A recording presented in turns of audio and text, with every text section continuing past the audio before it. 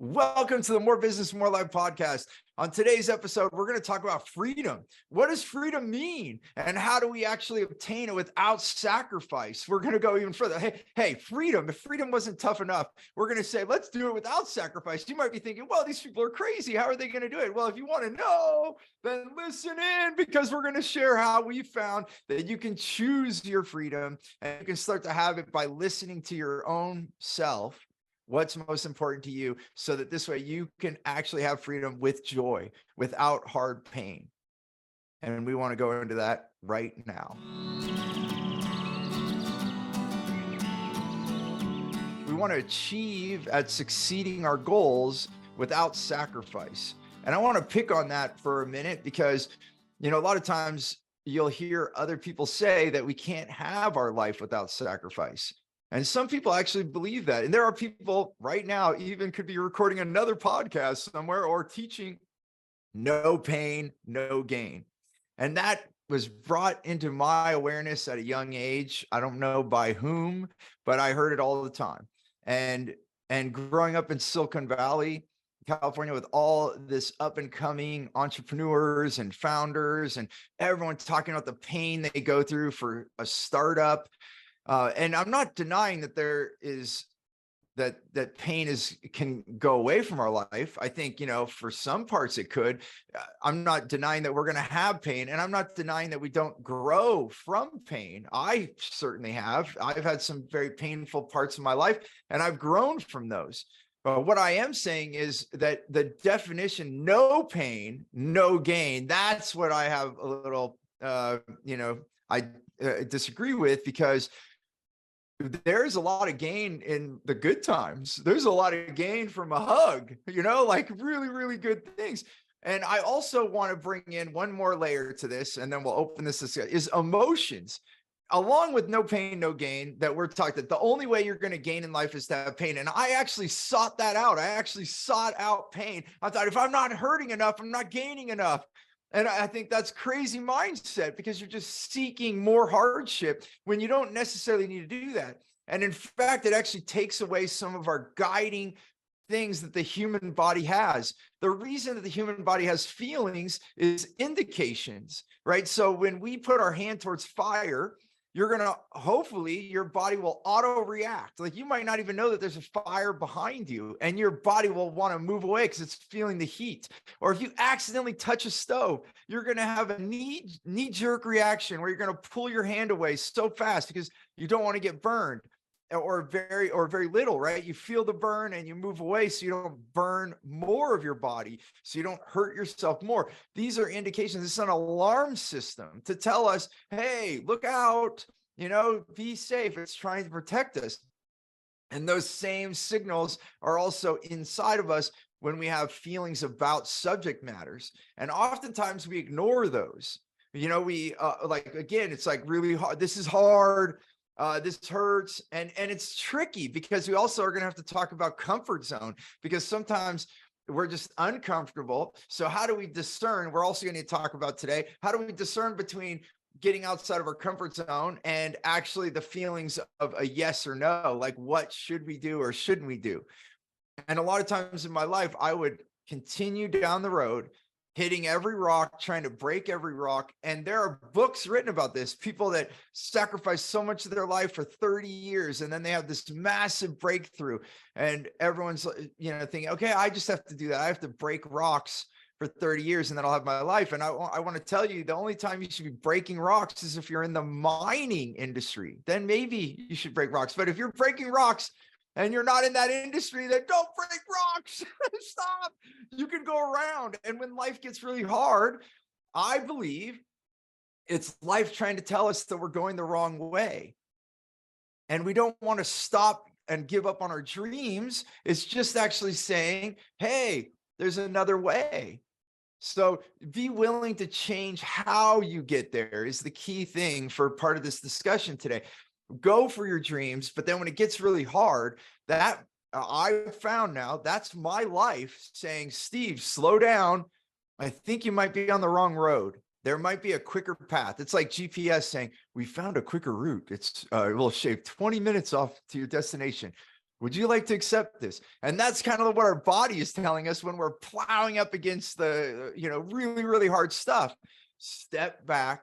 And that's why we like turtles. And that's why I'm wearing a turtle pendant right now. I have art of turtle on my desk, because I'm reminding myself to slow down, to be more aware. And then guess what happens? I work smarter, not harder. So working hard is not always the answer, and sacrificing is not always the answer.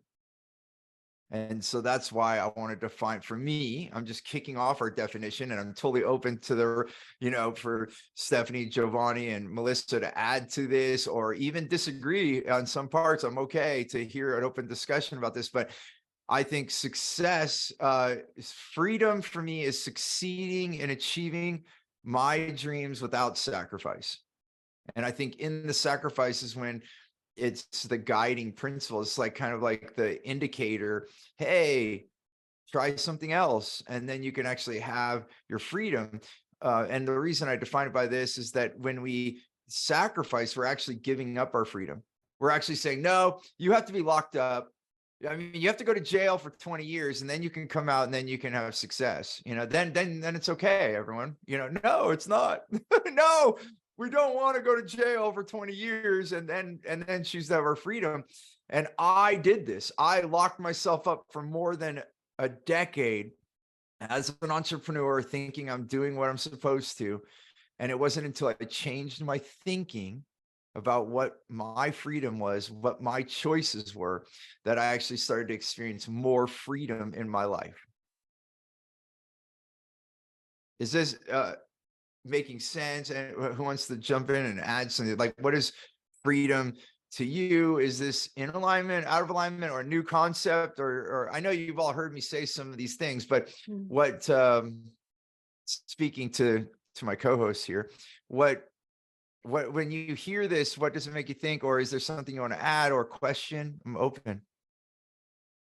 I'm sure we all have something to share. It's the reason I came off mute first is because I had written down, and right before you said it, just discomfort and comfort zone, because it's okay to be uncomfortable. In fact, just piggybacking off our last podcast, that's a lot of times how we grow. Like, we have to get outside our comfort zone in order to experience new things, learn new lessons, and to have that growth. And that's very different than subjecting yourself to pain and struggle and hustle and all these things that we think we need to have to almost earn it, right? I think we've been taught that in order to earn the success or the freedom or whatever it is, we have to struggle, we have to sacrifice, we have to have the no pain, no gain, because that's how we get there. It doesn't come easy. I think we've been trained for whatever reason. I don't know who started that horrible rumor, but that was a concept that made sense for me for a long time, and it's very counterintuitive, although not anymore. But that just the concept of it doesn't have to be that way was very counterintuitive, until I realized that it's actually better when you don't have pain, for so many reasons. And you actually have more gain when you don't have pain, because you feel good and you're able to spread the love to your clients, to your family, to your relationships, whatever that is. So it actually makes for a more beautiful experience in general, not just in business. And I think this is one of those, more business, more life things, but you can actually have both. You can have both. So I would say, yes, definitely in alignment with you on that one. So, and I'll just jump in here, because I think for me, when I think about freedom, there are a whole lot of things that come to mind for me, but I think quite the first one is really focused on, the absence of necessity or bondage, I guess. And so when I think of freedom, especially when we're talking about financial freedom, I mean, to be able to do what you want, when you want, whenever you want, right? I mean, that is freedom, right?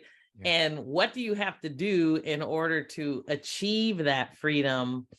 When we talk about sacrifice, then I kind of go to, what does sacrifice mean to me? Because sacrifice is different for everybody, I think, as well, especially when you're talking about, I mean, for me, when I was working the corporate job, and my kids were very little, I had to commute, each way was at least an hour and a half each way.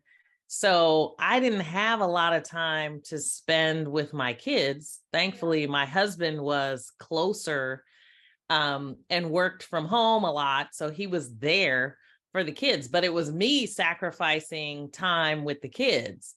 And so I think a lot of time when we think about, without sacrifice, it's like, I want to be able to be close to the family. I want to be able to have both, right? To have it all, the cake and eat it, right? And so I think definitely the mindset for me kind of shifted at some point, because when I started working, I was like, I have to do whatever I have to do so that I can move up in the company and make the money that I need, and all of that, so that I can do something different. And then you look, down the line and you realize, oh my gosh, it's been 10 years and you've sacrificed, kind of all of the family time and, vacations and other things that maybe you shouldn't have. So definitely, I tell people now, it's like, if you're a young person, if you're just starting a startup, like, create the life you want, create the business that you want. If you figure out, how do you work 4 days a week? How do you work less than 40 hours a week?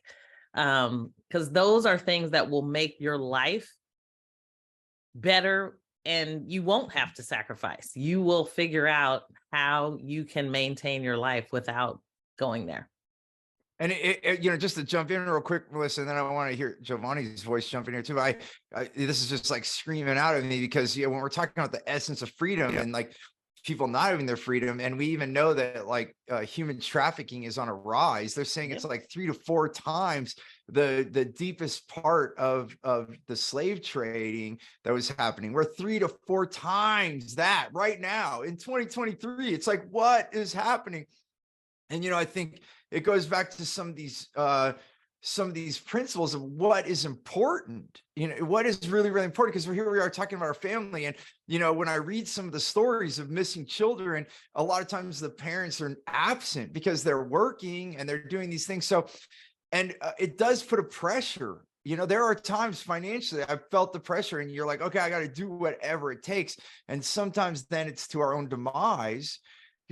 I think sometimes it's easier just to work harder, right? It's like, okay, I'll just put more hours in.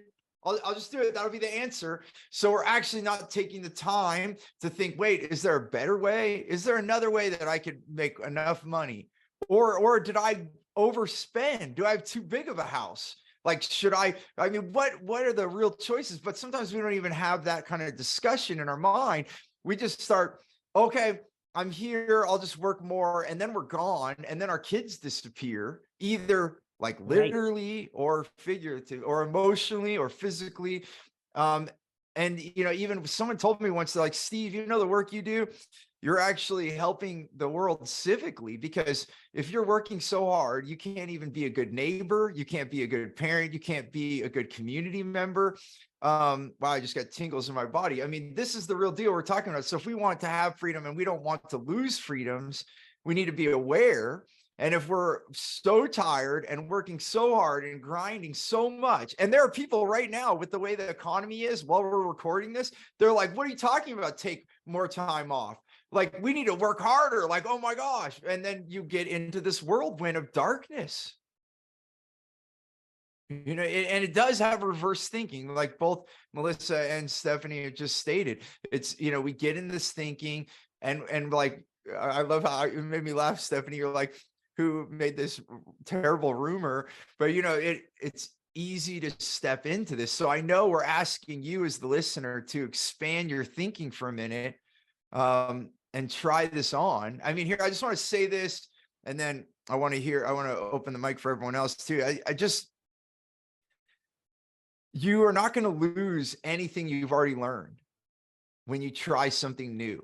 So we might be bringing some new concepts that might push the envelope of your beliefs. And just remember that you have all of your beliefs. So if what we're telling you, you try it out and it doesn't work, you can always go back to what you already know.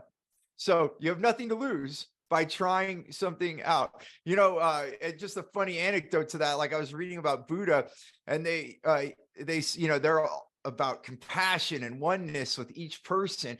And they said, you know what, if you don't believe what we're saying, just try it out. The worst case, you're going to be really nice to people for a couple of weeks.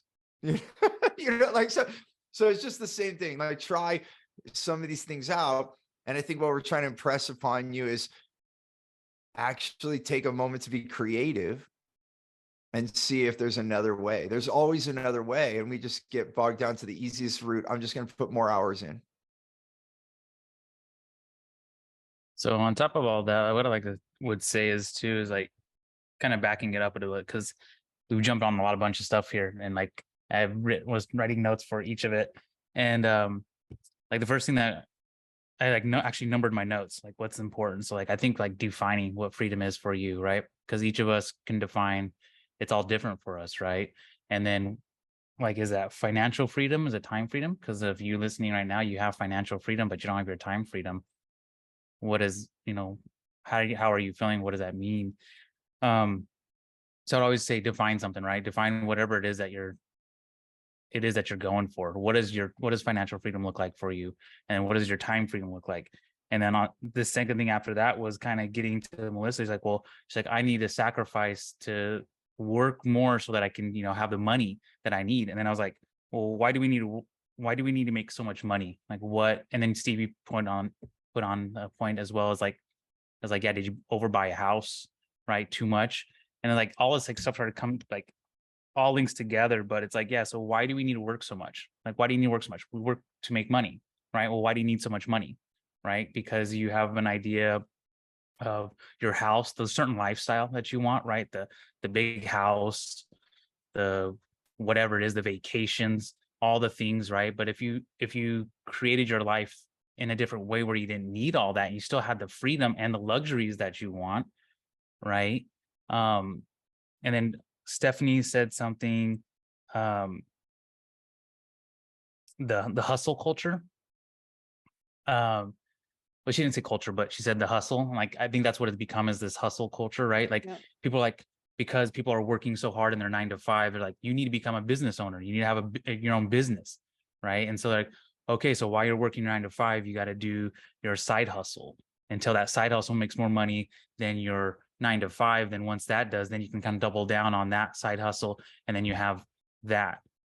But which is good. I mean, I think you should become your own boss, right? Like, you should have that, because that helps you create more freedom. But Steve is teaching us how to, if you have your own 9 to 5, how to create that freedom as well in it. So there's a bunch of things. I don't want to railroad it, but like, there was one more thing that came to mind, was like the no pain, no gain. Was like, for me, it seems like it was, who started the rumor was the people who, like, and you said this before, Steve, like, yeah, after 30 years, it works, right? Like you have that growth that you need, but you don't. And I think we're getting past that, especially the younger generations, like millennials, myself, and Gen Z, are seeing that their parents and grandparents, the lifestyle that they had doesn't work, right? It's broken. It's a broken system. And so the no pain, no gain no longer works. I mean, it works, but it no longer works for us, right? It's like, and what you teach, Steve, it's like, it's mindset. And a lot of people are touching on this, that you need to change the mindset of working smarter to working smarter, not harder, kind of a thing. Because there's tons of people who work hard, right? You look at 9 to 5ers, blue collar people, they're working their butts off, right? And they're the ones who are struggling the most, because they're working all these hours. Their companies are cutting back on pay, on time off, all this stuff, and they're putting all of their energy and life into it, and they're not getting any better, right? It's the people who have the businesses and their time, and that who are structuring this the way they want to live. So those are kind of the thoughts, and then there's more, but I want to, like I said, I don't want to railroad this, but like that's like kind of the stuff that was kind of popping in. Well, and I just want to, because you ended at a point where I feel like there's this elephant in the room, which is, when we think about economic empowerment, at the end of the day, I mean, it's all about influence and impact. You can't, to me, having freedom, if you don't have influence over when you work, how you work, like how do you create that influence and impact? And to your point, you have people that are creating, these are entrepreneurs creating the structure, but then you have groups of people that have been marginalized and don't have the influence or the impact, right? So, being able to get to that freedom, being able to own my first house, all of those things that then create the wealth that I need, or, so to me, it's like, yes, it's easy to say, yes, I want that and I want to be financially free, but everybody doesn't kind of have access to be able to do those things. And so the folks that we're talking to today, quite frankly, many of them are, socially conscious entrepreneurs, CEOs, founders, and, leaders in their own right. But we do have the opportunity to influence and impact our employees, our constituents, our stakeholders, our communities. And you see lots of things changing in that, when I was just looking at something where I think a grocery store, I can't remember the name of it, is essentially starting, and as opposed to having a private company start, they actually have the community coming in, providing the seed money and doing, and essentially they will own that grocery store, So I think there's a lot of really innovative ideas that are starting to come about, so that the power and the influence isn't all sitting with one person, but we have the ability to really distribute that opportunity and influence throughout our communities, so that we don't end up with so many marginalized communities, but we actually have the inclusion that we want. And yeah, and then it helps everyone, and there's learning on both sides, Right. because when you think about it, as an entrepreneur, you want freedom as well. And then if you keep ownership of all of the top level work because you're not releasing it, then you end up keeping a lot of that work, instead of, you want ownership, you want your management team and all of your people to be a part of the company. And I think some of that has been lost. I think many years ago, people were proud of the companies they worked for, and now that's kind of gone away, and people, but we need to come back to that level of together, which is another one of our episodes we're going to talk about, where we can all work together to have more and go farther as a community. And, so then we need to, come in, and it's a lot of mindset shifts, because a lot of times, a lot of this separation has come to a zero sum mindset, where I have it and I need to keep it. And so that I can keep it. And then there are the other side where it's like, oh, they have it and I don't have it, and now I need to get it from them. And this is tricky thinking, because ultimately, we need to start first focusing on what can we do. And there are, like Melissa's pointing out there, it's different for different people, right? We have access to different resources and all those things, but we still have to come back to responsibility of what can I do? And there are some of us that maybe have more resources, and we can bring aid and we can help with that, and have alliances, and those things are good as well. And but we have to start shifting that thinking, because you could get stuck in a dark place saying, oh, it's their fault and I don't have anything. And now we're actually not gaining traction. Now it's like spinning the tire in mud, and it just does put more mud in your life. It just makes it darker and darker and darker and more disgruntled. And we need to have access to that. And we need also, on the thinking side of control, there is still thinking in this day, which it's crazy to me. I have to say that, because, there's a lot more folks that are waking up to different mindset, but this idea of just holding on to things, and that mindset is very old. There's no that's like a finite thought, and there's no finite number of money anymore. Now it's not even backed by any kind of hard. It's like it used to be backed by precious metal, right? Like the pound was backed by the sterling, the US dollar was backed by gold, all these things, right? And even before that, we were actually trading with coins. There were actual precious metals, right? Or gems, or trading. Everything's about trading, right? You're trading even livestock, or you make blankets out of wool, and that would be your currency. It's value driven economy. And I think we need to look at that. So I often ask myself, okay, well, how can I help people? And this is the entrepreneur in me. I know I have to admit, like, I've been an entrepreneur my whole life. And I think, okay, well, as long as people need help, there is something to be done, period. As long as, and we know a lot of people need help right now. And when times you become tougher, there's more opportunity to help. And the more you help, the more, like, I do believe in that. If you help a lot of people, then you can have what you want. So I'm just adding this in, Melissa, to like say, okay, what can I do? People often think they say, when you have money, don't change. But I have to tell you, you have to change to have it. That's the thing. And so wherever you are, and however limited your resources are, and if they are more limited, then asking for help more is a good thing. And I have to say, I can admit to not doing that. There's an embarrassment. It's like, oh, I should be able to do this. We don't ask for help enough. I know I didn't, because you think that you have to do it yourself. And that comes back to the hard part. I'm going to make it harder on myself. I have to do it all by myself. And so I think, a big part of what you're bringing up, Melissa, is community. And I do believe if we lift each other up, we can all have more. And that's the missing link. Like, everyone thinks, oh, if I help everyone have more, then I won't have any.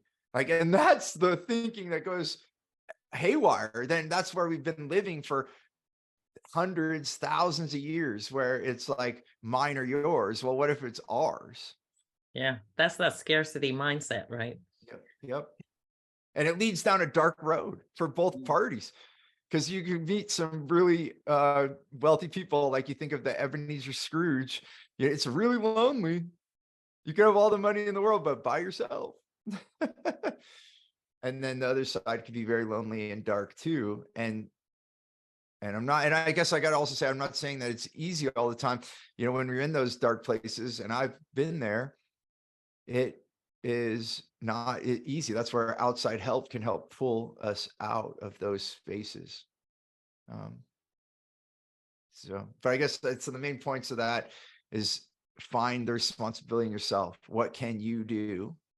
And if you look at some of the most successful people that have come from really tough times, or even if they've come from privilege, when they take responsibility for their life, they tend to have a result. And then when you are not feeling that, then reach out for help, because a lot of times it's hard to look in the mirror when you're feeling all that depression and say that you can do it, and that's why I think we need allies to help us. Yeah. It's like came to mind, it's like a mind freedom. Again, it's defining your freedom, right? It's when you do have that capacity, mental capacity to let go of those things or reach out to somebody. As I continue to do neurolinguistics programming sessions for myself personally, working with somebody, them coaching me or going through the session. One time she said that she is, because we're talking about how we define ourselves or how we see ourselves and like that. And she's like, I see myself as a peacemaker. She's like, because if I can help each individual person, I can help find peace within themselves, that creates more peace within the world, right? Because if somebody's angry or frustrated with the world, right, they're going to possibly cause chaos throughout the world, right? So if she can help them find the peace within, she's creating more peace. And I was like, oh my gosh, yeah, that is a magical way to think of what you're doing, helping people. And I thought it was just like as a nice little reframe of like, yeah, how do you see yourself in the world? Like, what freedom do you create for yourself in the world and in today's society? Because yeah, if you're coming from some place of lack, right, and like that's all you kind of know, like, hey, how do you get past that to create that freedom? Because there's people who've done it, right? I mean, you look at people who've come from extreme circumstances in their life, and now they're, whatever you want to define success as, right? They have financial success, or they have families where they came from not having a family, kind of a thing, right? Again, defining our things here. So it's like, yeah, how do we help more of those people who are in those circumstances then find the successes of what they want, right? Defining the success, just to add in, is, like, because I was thinking about this a couple of years ago. Actually, before I was paralyzed, I was already coming onto this thinking is, what are we defining success as? For me, I'm a family man. I've got 3 kids, and I'm like, I want to go have a picnic by a river with my family, or by the ocean, or whatever it is. And then, sometimes we like, make all these thoughts in our head that I have to go do this and that, and then I can go have that picnic, or I have to buy the river. Why did you buy a river? Oh, well, because I wanted to have picnics with my family. No, you don't have to buy the river. There's rivers that are open to the public. You can go there and you can have a picnic right now. So sometimes you just have to go and do that thing. And it's redefining expectations. I think that's another word that we didn't include here. We define our own expectations, then we actually create our own jail cell. Because if we put in our mind, I have to have this and this and this and this for success, then we ultimately then create our own sentencing. Now I have to be a millionaire. I have to have $10 million. I have to own hotels, and then I'll be able to rest. Then I'll be able to enjoy my family. Oh my gosh, you just put mountains in between you and what you really want. So that's why we often ask, what would you like? And then we say, well, having that do for you. And this goes back to the neurolinguistics, and we have to give thanks to Carl Buchheit for bringing that to us, and into our lives here. With that is so powerful, because I've been with people and they're like, I want to make $2 million. And I'm like, what will having that do for you? And I literally had one woman say to me once, she said, oh, you're right, Steve. And I wasn't even debating with her. I just started listening. She said, you're right. It's not more money. I actually want more time. And I'm just thinking in my mind that if I have $2 million, I'll have more time. But I'm seeing now, after you're asking this question, that that's not true.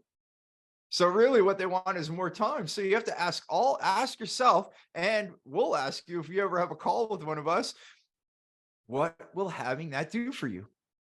Because then that ultimately can dig down to, what do you actually want?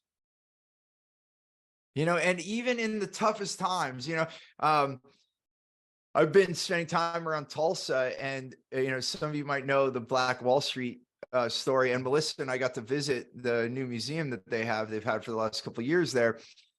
It's under celebrated, I think. There is obviously very tragic what happened, but also there's some celebrations. I mean, look at what they did. The reason that the whole thing even happened, and this goes back to sad thinking that, people, if someone has something, then someone else shouldn't have it. And then that's literally kind of what was happening, right? Because they were having such prosperous times. That's why they call it Black Wall Street. And what were they doing? They were working with each other. They were dreaming. If they wanted to do a certain thing, they did it, and they went and did it, so it is, and they've flourished, and they even flourished more because they weren't allowed to trade with the white folk. So they actually had to keep their commerce with themselves, which actually, I was talking to an economist from New Zealand, and they said people think collecting money is the best way to grow the economy, when it's actually the frequency of exchange. It's not about keeping money. It's about frequency of exchange, because he put I'm ruining, he had a tricky question. He said, how do you feed and clothe and shelter a whole village with $100? And everyone's going around the table saying all these ideas, none of them worked, right? Because they didn't say one thing. They said, it's how fast that $100 moves. if you keep moving that $100, everyone would have it, right? If they bought shoes from that neighbor and then they bought this and then they bought that, that $100 would rotate around, and that's how economies are created. So that's even the scary thing about like the news and such, when everyone's like go into like, oh my gosh, the chaos, keep all your money. We actually stop or slow the economy in that, when it's fact, when we move money, then we actually create, and that's what happened. If you look at the history of Black Wall Street, they were moving their economics. They were working together in a collective, and then everyone was prospering in their trade and what they love to do, you know? And so I know we're adding layers and layers, and this is probably like a 15-part episode, but we have to talk about freedom. I mean, this is massive, right? We understand that we're talking about a massive thing, and that's why More Business, More Life podcast will continue on, so we can keep these discussions going. But I think we're trying to pierce the hard-walled mindset. We have these things that we feel are locked in. They are the way that they are when they're not. And we can look at history to prove that things can change. You know, and one more thing to add to that, I mean, this is a time when there was special maps so that Black people could navigate without getting killed, because they couldn't go through certain neighborhoods. That this is, you know, at that period, and then they were able to flourish. Talk about the mindset and strength that they were able to take, and taking that responsibility. So that's what I'm talking about now. We need to continue to do these things. You know, take responsibility for your life. They were under restraint even more than now. I mean, it still can be tough. I'm not denying that there are, you know, neighborhoods that probably are pretty darn scary for certain folks. And the reality is that had happened before, and worse, because it was public, and it was like public knowledge. You can't walk in this town, like literally, like they would tell people. And yet they still kept positive inside. How can I create my life? Not everyone, again, it's not everyone, but these are the stories that we hear about really strong people that said, what would I like? I'm going to go do it. And I'm not saying that people don't need help, but like, I'm not saying that. Please don't take this as a complete thing. I'm just trying to invoke everyone to have your own responsibility and reach out for help when you need it. It's together. Those things can make a difference. And I think we're starting to see more of it, of that community, like Melissa was saying, right? The grocery store, it's like, it's almost like it's a co-op, right? Like, yeah, the neighborhood is getting in on it. And like, the more it's crazy. Like, the more you look for something, the more you find it, right? I mean, with anything, like when you start buying a new car, right? That whole thing, you're looking for a new car, you see that car you like, and then all of a sudden it's everywhere on the road. Like, once you start looking into things like this, of like, if you started doing Google search of like communities building grocery stores, you'll start seeing like they're like everywhere. And if you start looking for communities building businesses, like you just start seeing it everywhere. And I think there is a shift of people, and like we're like literally us four right here are doing our part in helping people create the freedom that they desire, right? Because a lot of times people don't know to ask, because a lot of people still unfortunately are on that mindset of like, no, this is the way it is. I gotta grind it out until I have that break, right? Well, hey, there's another way to grind it out, right? Steve, what you said, what Michelle Masters, one of our mentors, taught you, like, hey Steve, you're grinding your coffee, like manually grinding it, right? You got the beans, you're harvesting the beans, you're putting the beans in there, you're drying them, you're doing the whole thing, you're just cranking away. It's like, hey Steve, you know, they invented this automatic coffee maker. You just put the beans in and push the button and it grinds it up for you, right? Like that's where we're going. Like there's so much with technology to help us bridge that gap of creating that freedom. And I think that's kind of getting back to what I said earlier of or what Stephanie was saying, you know, who created that lie or that rumor of the, you know, work harder kind of a thing. It's like, because maybe back in the day you had to grind it out, like you had to. But even then, as I was thinking that, like there's like the rich people, who's the steel, the magnet, JP, was it JP? Well, there's a lot of them, but yeah, JP Morgan, are you talking about Andrew Carnegie? Yeah, all those people, like they didn't grind it. They just had the mindset, the thoughts to create this business, and they had workers, right? Who was Andrew Carnegie, he like would spend like the summer in Scotland and like not work at all or something like that. Like he would literally summertime just go to his country home in Ireland or something like that, and like literally not take any phone calls. He's like, I'm off for 6 months, right? And he was like one of the richest men in the world at the time. So like that kind of stops him. Like it does come down to the mindset, that freedom. He had that freedom mindset. He's like, hey, I'm creating this value for the country, the world, like, and he's like, I don't work. It's like, don't call me.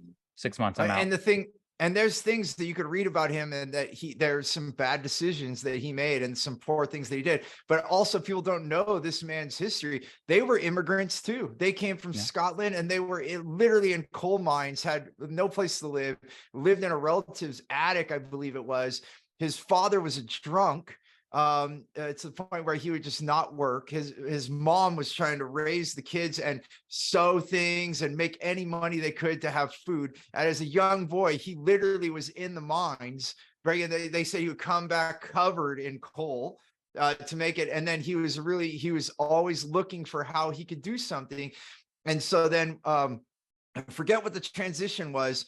He was learning to read like on his own, I believe. I forget. It's been a long time since I read the story, but somehow he got into messaging, carrying messages around. And then he saw someone doing Morse code, and he's like, "Oh, what's that?" So then he said, "Can I learn this at night?" So at night, he just practiced Morse code, and he became one of the best Morse code. So again, doing things. It's not just like all of a sudden, like, and see, sometimes people think some of these men, and some people did come from, they call it a silver spoon, right? But Andrew Carnegie is one of the ones that did not, came from like bad home life, alcoholism, being like immigrants that no one wanted to be around. The Irish and the Scots are some of them, Italians too. My family lineage, they couldn't get jobs without changing their last name, so it didn't look Italian. And we had a little bit easier because some of our complexion was lighter. My grandfather was Sicilian. He was dark complected. He was not okay. Like he had the worst of it. He always told me, he said, "Stephen, we grew up on a tough street, and the further down the street you went, the tougher it got. And we lived in the last house." And sometimes I thought they were joking. But then one time I was at a wedding from a friend of my wife, and they used to call one of my grandfather, my mom's side, they called it the bucket of blood in Rochester, New York. And I thought that there was all, these crazy stories that my family was just trying to act tough, right? I thought that. I'm going to be really direct. And then I knew that it was called the Blue Front. That was the name of the bar. And I was at a wedding in Chicago, not related to anything. It was through my wife's friends, and no relation. And I'm sitting at the table with the bride's grandmother. And she said, "Oh, I grew up in Rochester." I was like, "No way." So my family's from Rochester. My grandparents had the Blue Front. I didn't say, and she said, "The bucket of blood." I was like, "What?" "Oh my gosh." She said, "That was the toughest bar. Oh, I hated when my husband would go over there." I'm like, "What?" And I was like, "Oh my gosh, this is real?" She's like, "Yes, it's real. Like no one went there. It was like the tough Italians, like all these crazy people, because they had a tough life." She said it was a tough neighborhood. And I got my phone. Luckily, my grandmother was still alive. I called and had them talk, and they were like, "Oh." And so then I was like, "Oh my gosh, this stuff was real." Like they had to take care of themselves because the law didn't take care of them. No one, it was like that whole thing. And I know I'm going way off subject, but I'm not. And if you can roll up the story with me, so many people you hear about that have achieved crazy success, they came from these types of adversities. We're not the only one, and I know some have it worse. At least I know, I talked to Melissa, some of her family members and her late husband's family members, they don't even know where they come from.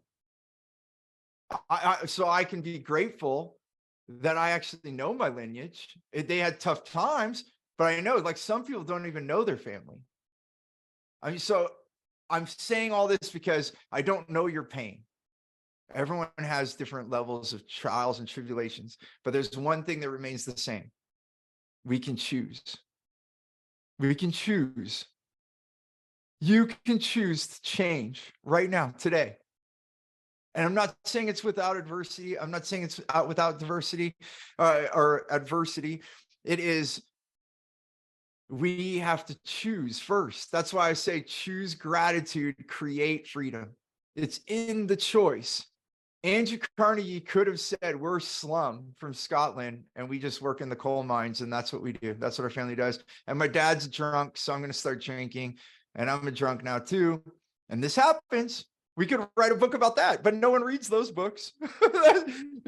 Maybe they do, but there's a story after story. I could tell you families that had the same thing, came from Scotland, came from Ireland, came from Africa, came from South America, and and lines and lines of alcoholics. And I'm not saying that it's a bad thing either. They all went through tough times, and we can reach for numbness, or we could reach to change.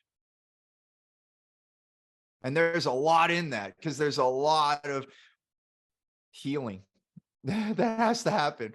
And like Giovanni said, the four of us here want to help you heal. So I guess why did I come to this place? Here we're talking about freedom, and you may be listening to that. You're like, yeah, it's nice for you. Good for you that you have freedom. My family doesn't. And maybe they don't right now. But if you choose to reach out for help, because Giovanni's right, we are in a time of unprecedented chance and opportunity for so many people. Like, because of where we are in this world, in this time right now, there's more opportunity than ever. And yet we still have adversity, yes. But you can choose to work your way. And we could tell you a million stories more about people that overcome this. I know I'm like railing on these stories, but it's like near and dear to my heart. I hope that for me at the end of this, now I didn't even know that this is where we'd go for this podcast, but if anybody just has the thought that they could choose something different by the end of this podcast, listening to it, that would fill my heart up.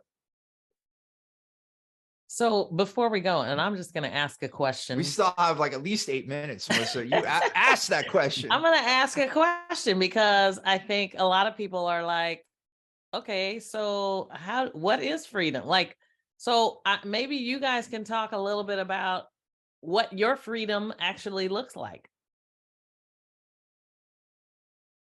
Yeah. Yeah, I think for me, just personally, it is that ability to structure my day the way I would like, even though I don't always do it, but I have that freedom to structure it, and things will happen, right? Like, it's just life. If you think every single day is going to be exactly how you plan it, then you might need to just switch that just a little bit, because you never know what's going to happen, right? But having that ability to structure the day the way I would like it, that for me is a lot of freedom. If you listened to this podcast before this season or last season, I tell you that I was the worst worker or employee, I would say, for any company I worked for. I was the worst employee, because I couldn't, like, my mind just doesn't process like that way. I just, like, same with school. I mean, the same thing, right? At school, we're taught to sit down for 8 hours and just focus on this thing and not move. And like, I'm not programmed that way. So I need to at least have the ability to move around. If you tell me, hey, it's like when you tell somebody not to do something, they're like, oh yeah, I'm going to do it anyway. Like, that's kind of how it is. So for me, freedom, just to get back to it, is that ability to have the structure of the day the way I want it. Awesome. It's a great question, Melissa. You're so good at that. My gosh, we talked about so many amazing things today. I think, to your point, Steve, about choice, to figure out what that looks like for you. Like, what does freedom mean? What do you want? And then to design your life in that way. And it might sound grandiose. It might sound unachievable when you do check in with yourself and ask yourself those questions, like, what would I like? And not just because I think that's what I want, but what will having that do for me? And then to figure out, what is that freedom? Is it the time? Is it the financial? I mean, when it comes to the financial freedom, you could spend whatever it is you make. Like, why do we need that money? Like, Giovanni was saying, what do we need that for? What is the most important thing? But we do have to design it, and then we just have to start and take that next step, and then take the next step after that. And I think sometimes when the freedom feels so far away, or it looks too big for us to really think that we could have that.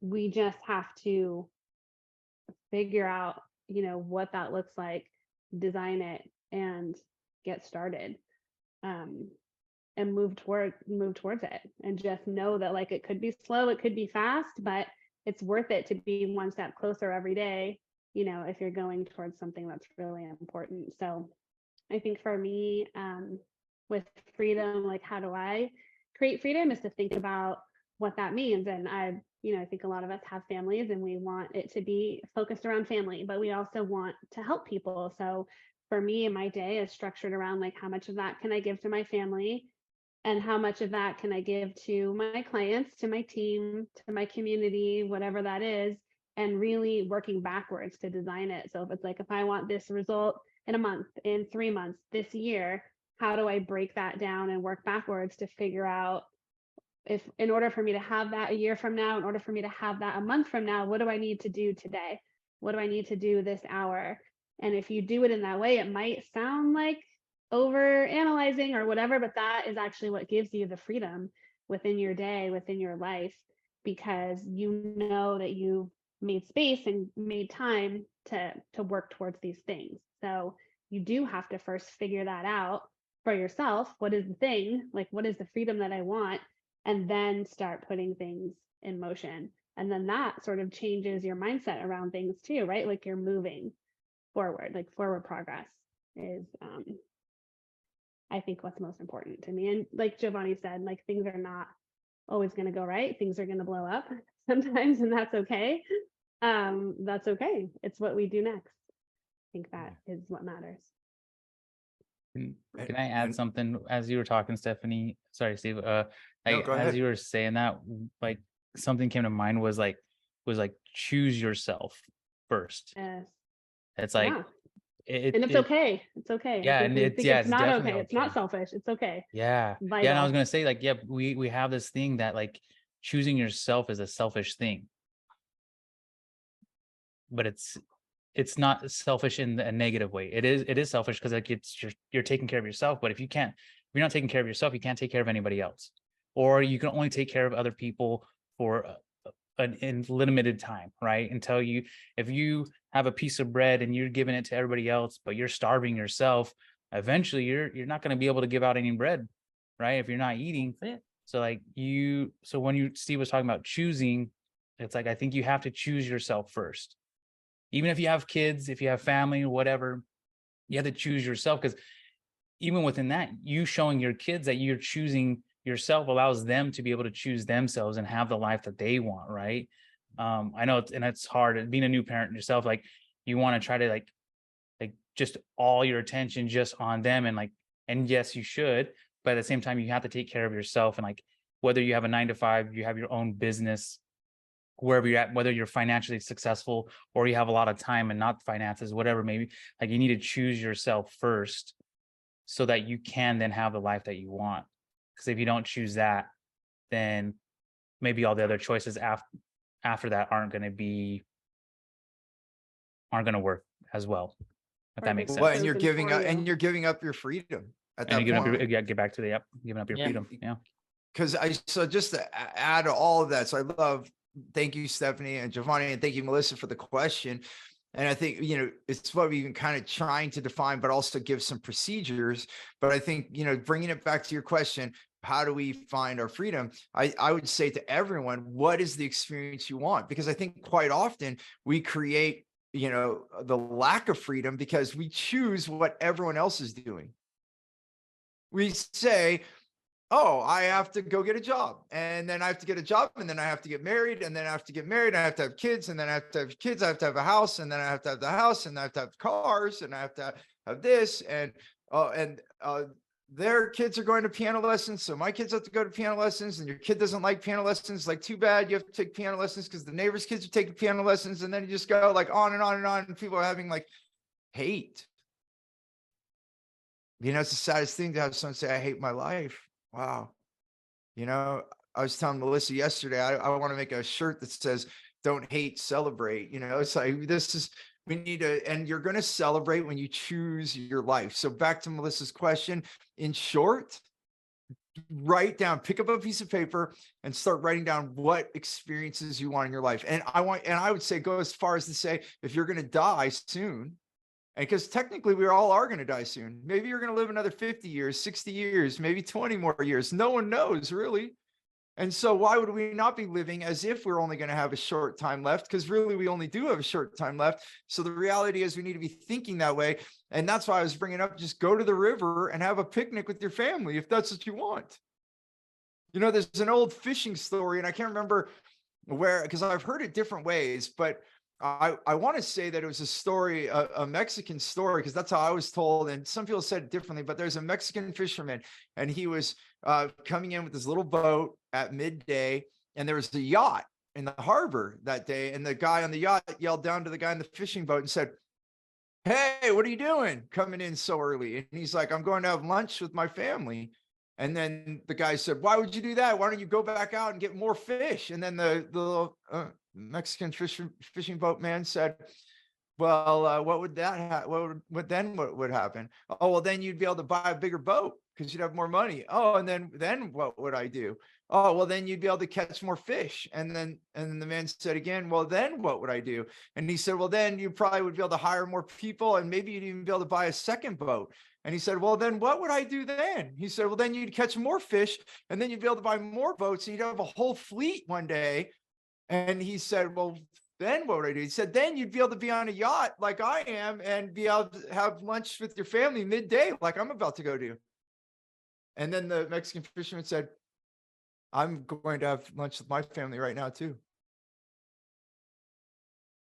What is these things that we think we have to have lunch on a yacht? And maybe you want that. I'm not saying it's wrong or right. If you want that, you can go obtain it. But you have to ask yourself, Melissa, going back to your question, what is it?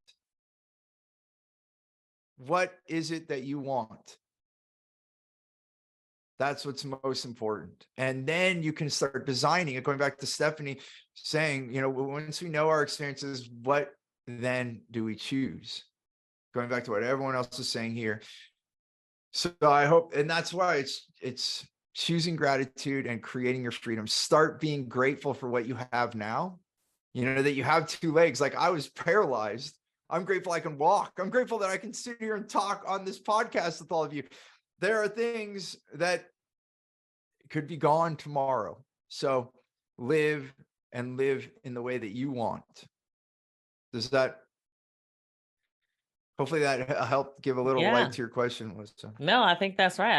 I think a lot of people forget the journey, and we're so busy working and trying to achieve whatever it is we want to achieve in terms of our purpose, that we forget about the journey. Like we're only here for a limited time frame. So yes, you want to make sure that you can make an impact on your purpose, but you also want to have fun, right? And you know, like what do you want in life? How do you want to leave here? So you know, we always seem to go back to death. I don't know why. I think I do, but you know, is we just have a limited amount of time. So you know, we want to be able to really enjoy the journey. So when you talk about being grateful for what you have, I mean, start there.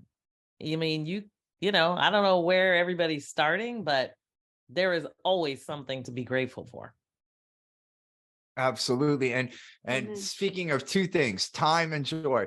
Time, we're at our time for today's podcast. And two, next podcast, we're going to talk about fun. How do we enjoy our life, and how is it an indication of our freedom or not? So it actually is continuation of this conversation. How can we find joy in all that we do and allow that to be our indicator of our freedom, right? And what we want in our life, an indicator of process, like where are we on the right road, or are we not on the right road? So we're going to go even deeper. And if you've enjoyed this discussion, please let us know what was the part that was most intriguing to you. What part do you agree or disagree with? And share that with us too. And what questions do you have? Share that with us. We'd love to have you subscribe and continue to listen. and be a part of the conversation. We want to hear from you so we can, curate the next things the topics that we choose to talk about. You will help that. We are, if you haven't figured it out already, we are doing this to help others. And so if we don't hear from you, then it's hard to know if we're doing a good job. So please let us know. And if you do really like this, please share it. Obviously, we want more people to hear it so we can make a difference in the world. So thank you so much for listening. Until our next episode, remember, choose gratitude and create freedom.